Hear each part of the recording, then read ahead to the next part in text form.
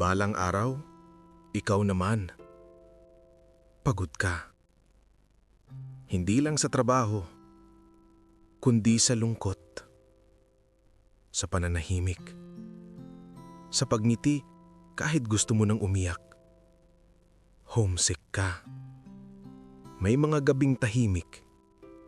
Pero ang isip mo, maingay. Pero makinig ka. Hindi ka naliligaw. Hindi ka atrasado sa buhay. Habang ang iba masaya ngayon, ikaw, nagtatayo ng mas matibay na bukas. May dahilan ng pagod mo. May purpose ang bawat sakripisyo mo.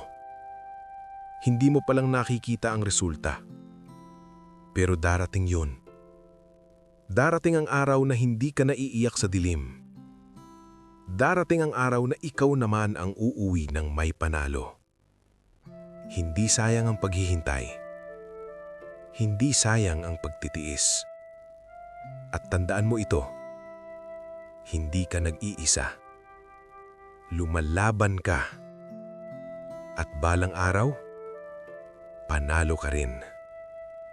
Like, comment, subscribe. Inspire Your Life TV.